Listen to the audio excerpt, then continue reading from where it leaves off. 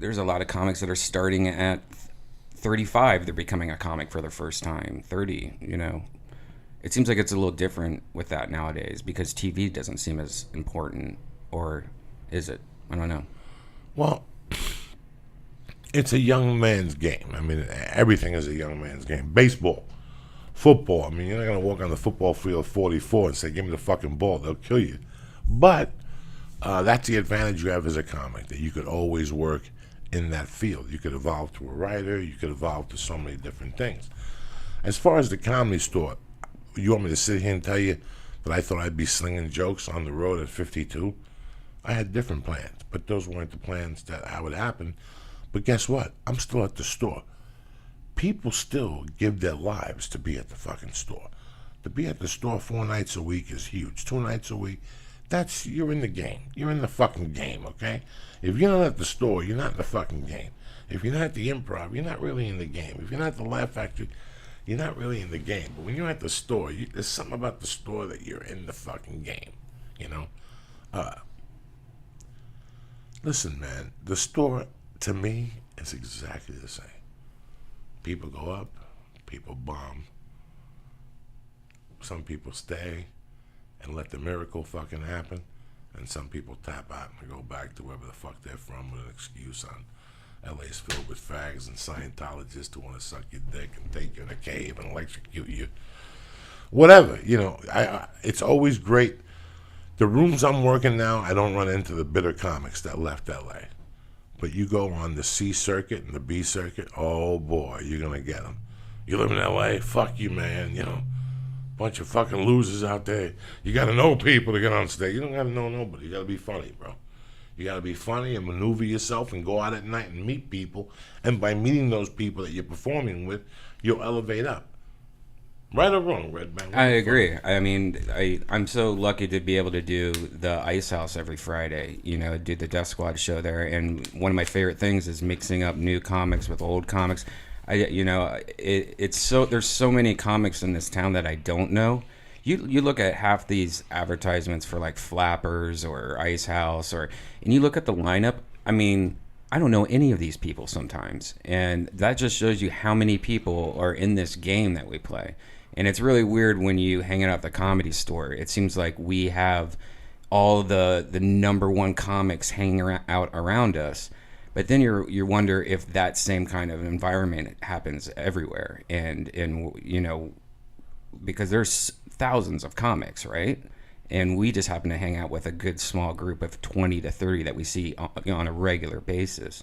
But what about those other 1,000? It's very interesting because I met somebody the other day, and he's been doing comedy for 15 years, and he's been doing it in Illinois.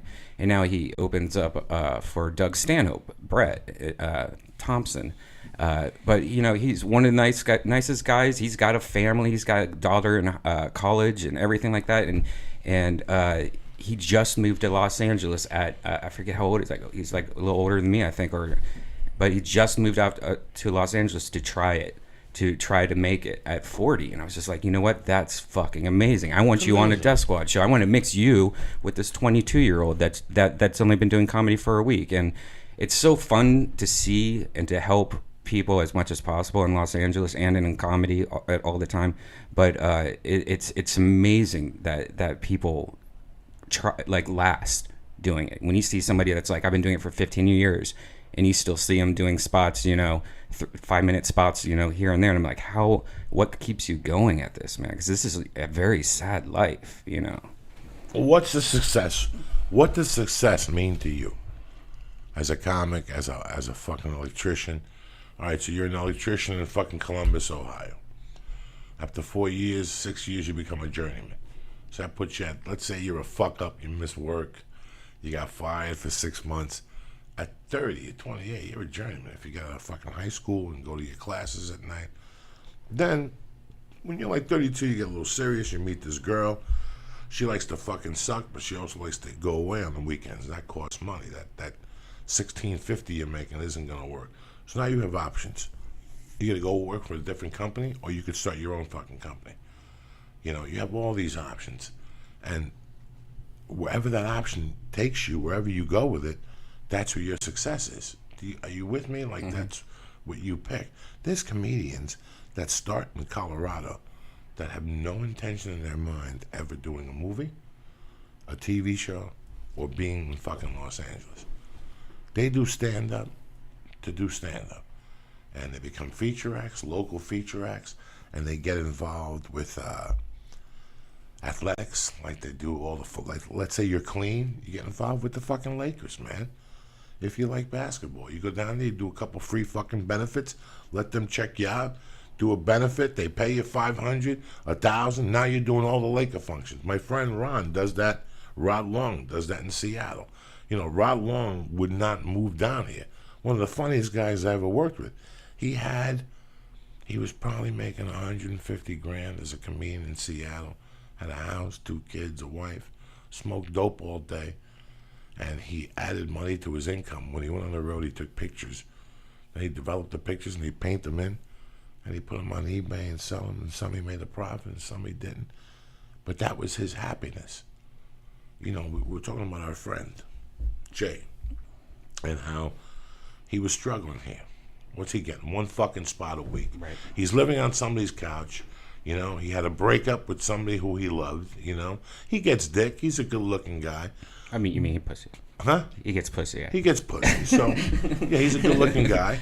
We're talking about a friend of ours, Jason, and he is a great guy. Funny as fuck when he's on.